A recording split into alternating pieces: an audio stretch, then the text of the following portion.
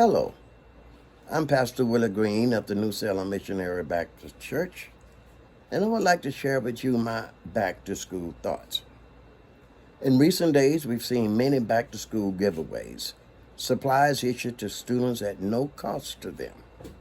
Backpacks and paper, notebooks, folders, pencils, pens, crayons, rulers, and more.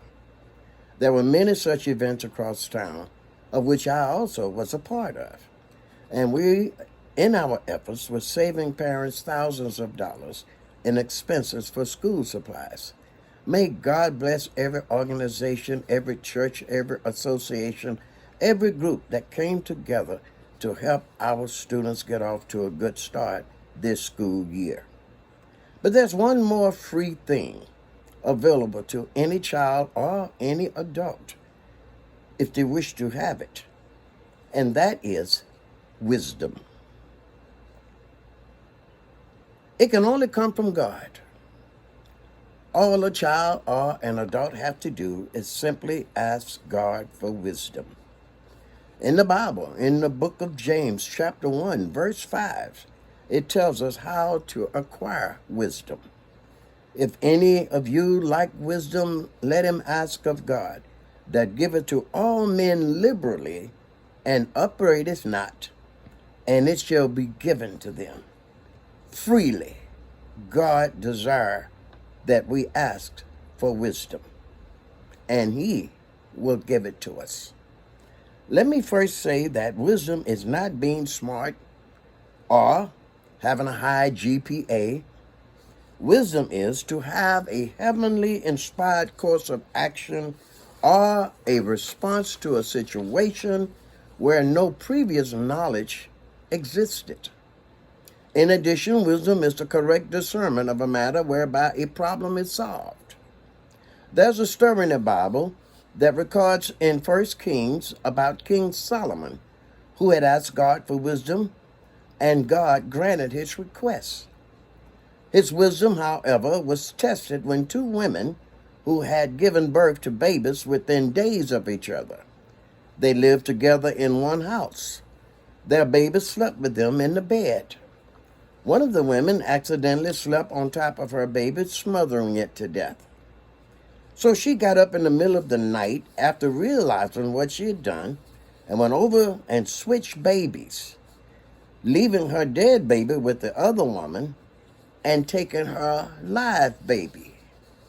A heated dispute occurred between the two women about who the living baby belonged to, and the matter was brought before King Solomon.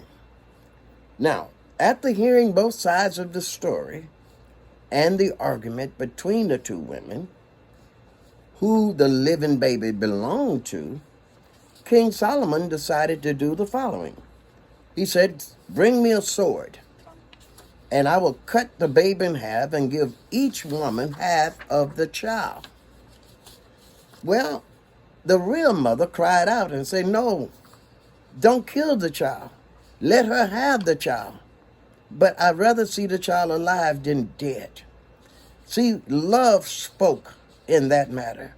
And King Solomon realized who the real mother was and awarded her her child. The truth had been revealed. Wisdom was at work in this matter. Well, no scroll had been written in that day and time that would have given Solomon the answer to that problem. Through godly wisdom, the Lord allowed him to take the right course of action to find out who the baby really belonged to. Wisdom, in its own right, has power, and that power is generally used for the good of others. One final note. We live in the information age, but there are still matters that occur in our lifetime that what's written and what's out there will not provide an answer to certain situations. That's when you need wisdom the most, to help you resolve problems that you cannot find any reference to anywhere. The Lord is not empty or void when it comes to providing wisdom to people when they need it. One will need wisdom in this day and time. They will need it at school. The teachers will need it. Everyone who's working with students will need it. Parents will need wisdom. Wisdom is available free of charge.